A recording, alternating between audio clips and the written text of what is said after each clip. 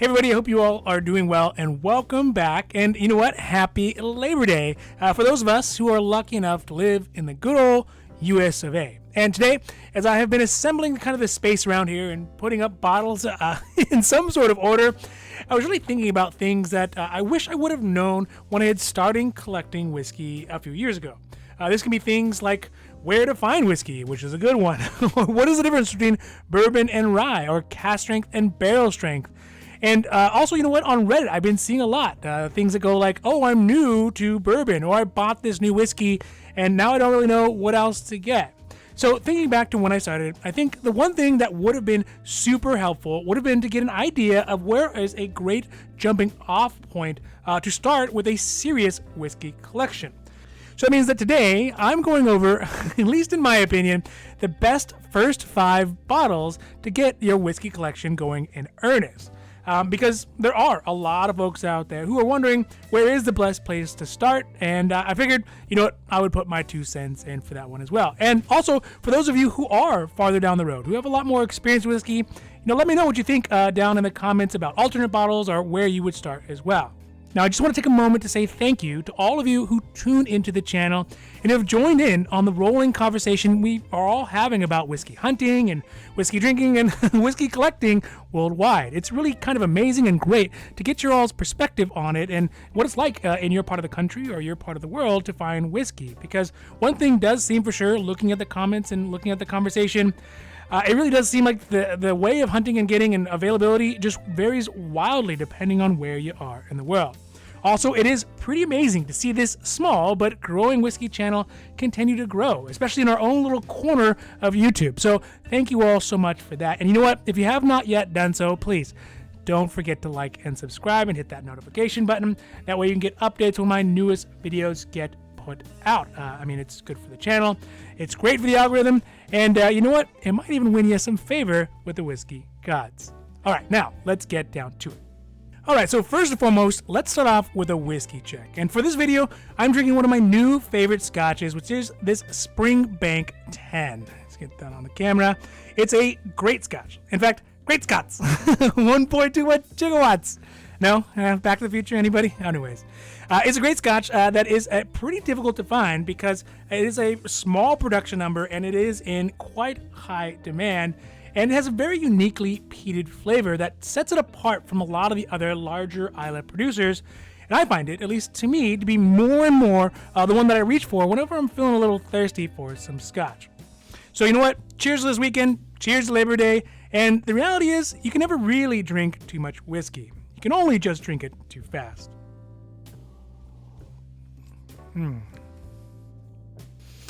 Now, so for this first 5 whiskeys, understand that these first 5 whiskeys are ones that I would recommend to start a collection in earnest. And I guess with that, noticeably missing from this is the things like the Jims, the Johnnies, the Jacks, the Woodfords, and the Makers. Those are missing on purpose because, yes, these whiskeys are good. There's nothing wrong with them. I enjoy them as well. But because of their ubiquity, their commonality, and because of the likelihood that there's probably already one of these bottles open somewhere in your bar already, I'm going to recommend these 5 whiskeys, which are ones that are going to stretch your circle of comfort and can open up those doors to some of the additional complexities and beauty of the world of whiskey collecting and enjoyment. Also, please, this is just my opinion. There's no whiskey law here. So if you do think I'm off the mark, I would love to hear what you think would be the best 5 whiskeys if you put them down in the comments or where even you started. I think that's really interesting too, like how people started and where they got their collection started. So share that with the rest of the group. It'd be really cool. So the first whiskey on this list is going to be this Eagle Rare 10. And I think this is the older bottle. The newer one has like a 10-year on it right here. But it's one of the first next level whiskeys that I had ever bought and added to my collection. And it's sort of the reason why this is the first one on my list, because it's a great step up in bourbon from things like maybe the normal Buffalo Trace or Woodford or Makers or things like that if you're drinking that at the moment. And also it's in the same family as Buffalo Trace, so you can get a taste of the overall family profile, and the prices can be found within reason, although you do see some pretty unscrupulous sellers jacking up the price, which I guess is going to be the same with any of these bottles. The flavor is super approachable. It has a traditional sweet, minimal alcohol burn flavor to it with cinnamon, clove, maple flavor as well as a hint of oak to it. So it is quite nice, but it also has enough complexity to it to kind of bring up the level from the maybe 7 and 7 or the Jack and Coke that you might have been drinking before you wanted to really go into whiskey collecting. I mean, for me, it was a huge eye-opener, and it's still one of the ones that I come back to on a pretty regular basis. I mean, you can see the bottle is mostly empty, and I got a couple more just in case I ever run out of this one. But I come back to it each time because I get something new out of it. No matter where I kind of roam on the whiskey scale, whenever I come back to Eagle Rare, it always has a nice, complex, and interesting flavor to bring about. Now, the ABV on is at 45%, so it is not that kind of bare bones 40% ABV that you get with a lot of whiskeys that are in the similar price point when you get it at the MSRP, which I think is really great. It kind of enhances the flavor, that alcoholness. And lastly, I think one of the most important aspects of pretty much all the whiskeys on this list is that there are higher level versions within the family. So the Eagle Rare, you can go up to the 17 or some of the higher ones, the double Eagle Rare, if you like this one. Or even within the extended family with things like E.H. Taylor and Pappy and Weller, which are all part of the Buffalo Trace family, and there is a family resemblance to them. I mean, they obviously have a different flavor to them, but they do have a family resemblance. So this Eagle Rare 10 is a great step on the potential whiskey ladder that could move you up to drink, more and more whiskey, and as you start putting more and more time and resources into it, I mean, it's always a great one to have to come back to as well. So that's why Eagle Rare 10, first one on the list that I would recommend. All right, so for this next whiskey is from a former British colony. This is the number 2 whiskey that didn't have the benefits of a George Washington or basically an Atlantic Ocean between them and England, which is this Laphroaig. The Laphroaig 10, in fact, which is from Scotland.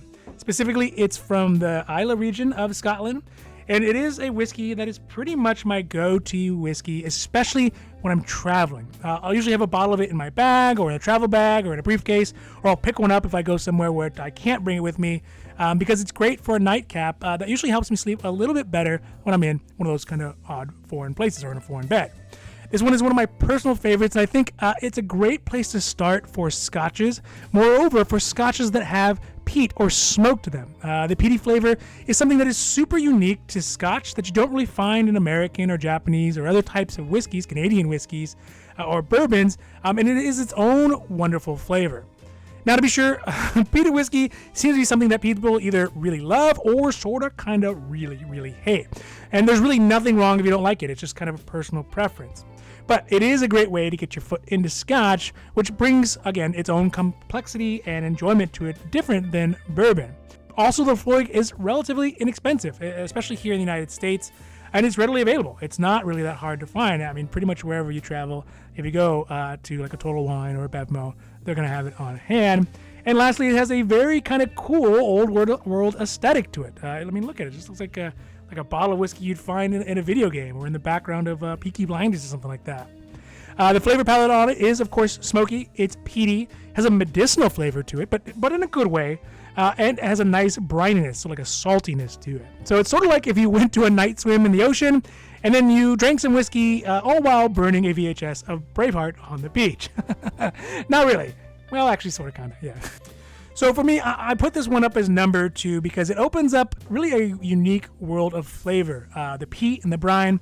Again, it's just not something you're going to get with U.S. whiskey on average. And, additionally, it's a good start for the whiskey hierarchy within the Scotch level. And if you do like it, there are tons of other Islay Scotches that are similar and different in their own pleasing way. So like Lagavulins and Ardbeg and Colai, and a lot of other peated Islay whiskeys. And also, if you don't like it, you find out, you try it, and you end up not really liking it, you will still have a foothold in Scotch to try some other non-peated Scotches that are also complex and super duper enjoyable that don't have that smoky peaty flavor to them as well. So this one is the second one on my list.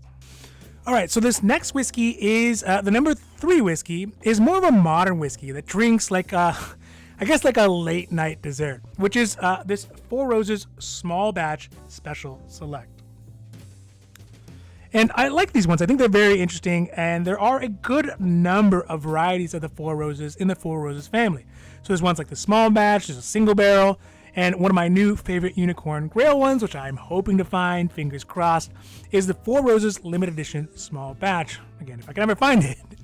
This Four Roses are a brand that, in my mind, are representative of the new modern style of whiskey making. They're really exploding right now, Four Roses and the other ones.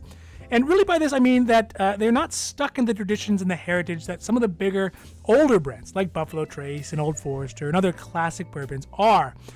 Instead, you know what? They can actually be experimental with the barrels and the ages and, dare I say it, with the recipes and combinations of mixtures that they put in there and mash bills to get unique flavors that are outside of the bourbon playbook, but still represent a modern whiskey palate. So they're able to evolve and kind of be created for the milieu that we're in right now.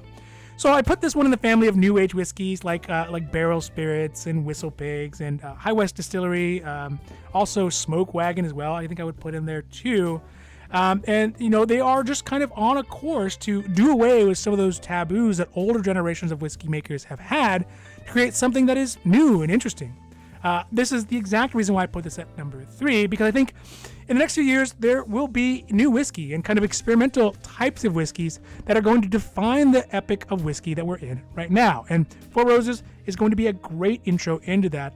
And luckily, it's pretty widely available at Costco or Total Wine. It's got whiskeys that are at the starter levels all the way up to like the exclusive luxury levels and can both please and expand your whiskey palate in ways that maybe you never thought they would do because you've kind of just stuck with the status quo old guard bourbon. So that's why I would recommend this one as the number 3 one on the top 5 of you starting a whiskey collection. Now this next whiskey is one that is a relatively new branch to my personal whiskey collection that I wish I would have had in the beginning, which is this Green Spot.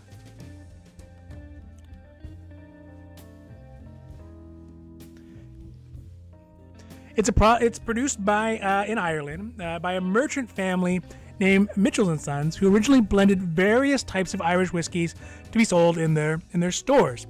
They would demarcate specific blends or ages of the bottles by putting different colors on the barrels, like they painted on there, so they know which one is one, which is pretty helpful, if you think about, a world where maybe not everyone is as literate as they are today.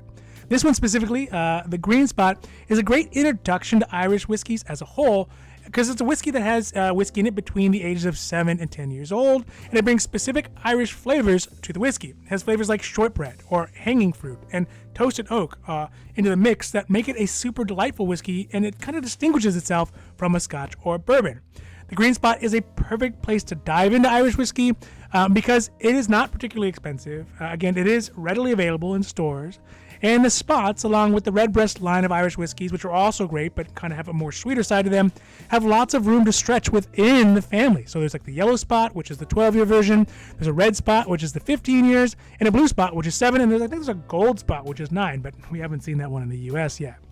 So, you know what, if you do enjoy the Green Spot, though, if you end up getting this one and you say, you know what, I really like this one, there's lots of room to walk around within the genre, at least for a while, and never get bored with it. So, my number 4 one is going to be the Green Spot within it. And also, you know what, they have lots of really kind of like random Green Spots that have kind of one-off or like unique aspects to them that they mix in there to have kind of a really cool diversity of ones. So you don't have to just stick with the general line. They have kind of lots of, I guess you would call them non-canon Green Spots. So it's a great one to start with Irish whiskey.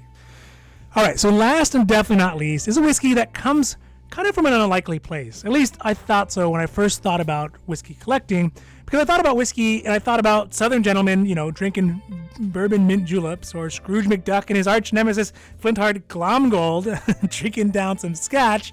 No, DuckTales? Okay. But I didn't ever consider Japan as a whiskey powerhouse. So that's why I'm putting on this Nikka coffee malt. And I know for me, I put it on the list because basically I hesitated jumping into Japanese whiskey early on, and unfairly, because the same reason it was hard for me to try sushi at first as a kid.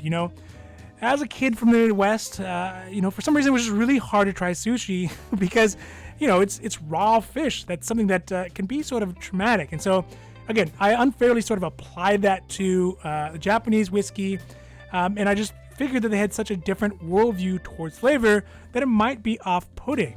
Now, that aside, after trying this first whiskey at the 555 Steakhouse in Long Beach at a corporate event, and yes, they were paying for it. I instantly fell in love with it. And so I add this one to my list because it is a super duper approachable style of whiskey that sort of straddles the railing between both Scotch and bourbon. It's got a sweet carameliness to it, mixed in with a clean maltiness that just makes it super enjoyable to anyone who likes whiskey, or any type of whiskey for that matter. Now, of course, after time has gone by and I've tried a lot more of them, I truly love Japanese whiskey and all the nuances and quirkiness that come along with it. And I think this is a perfect starter for it because it's not so Japanese to be off-putting to maybe Western palates or European palates, but it gives you just enough to want a lot more. Now, like the other Nikas, it is readily available around US and Europe. There's both the coffee malt, which is this version, and then there's the coffee grain, which, I think I actually prefer the coffee malt version, but they are both good, and they're both good spots to start. And again, there's a long runway of Japanese whiskey in the Nika family overall, if you do like these one. So there's things like Nika Straight from the Barrel, which is a kind of I think it's a barrel-proof one. The Yochi, the Miyagikyo. But again, I would recommend staying away from like the Nika Days, which are the super low-cost one, because they really are so focused on budget that I think that they don't really have a lot of shoulder space in them to give you room to kind of play around and enjoy the Nika personality. So the number 5 one on my list, the last one, is Nika Coffee Malt. I guess Nika Coffee Grain too, but Nika Coffee Malt definitely would be one that I recommended, and it's sort of where I got my started too. So it's an easy explanation for me.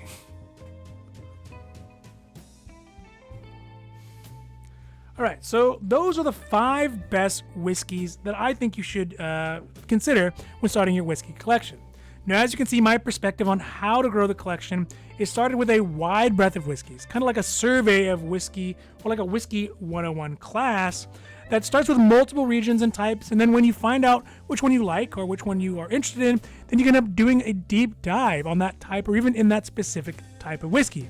I mean, if you think about Islay, for example, with the Laphroaig, or if you like some of the other ones like the Lagavulin, which is a super popular one, there are tons and tons and tons of variations and one-off and unique blends that you could basically stock your whole bar with just Laphroaig or just Lagavulin. The same goes with Eagle Rare in the sense that it really opens you up to a world of some of the most storied and most sought-after bourbons that are currently available in America right now. And lastly, I know I put it at the end, and it doesn't deserve to be at the end, but I know I did put it at the end, is the Nika, or the Japanese whiskey kind of overall, which is currently my recent focus. And I think oftentimes Japanese whiskey gets overshadowed by Scotch and bourbon, but it does provide a really savory, non-Western perspective on a Western spirit, and it's done so well when you get a good one. It's done so well to the point that if you drink good Japanese whiskey, you actually end up getting a better appreciation, or at least I found you get a better appreciation of the bourbons and scotches that you're drinking as well. It also just is important to have a wide breadth of whiskeys to start off with, because that way you can focus on what you really like, but you don't know until you try it. And when you can grasp whiskey from a variety of different perspectives and vectors, it improves the way you appreciate whiskey as well. So I hope this list really helped you to get your feet wet into your whiskey journey. I know when I started, I really was at a loss for what would be the best way to start. And for those of you who are watching who are not beginning your whiskey collection and have more experience, I mean, I would love to hear what you would recommend or what you think would be a great whiskey to start off with for someone who doesn't try it yet.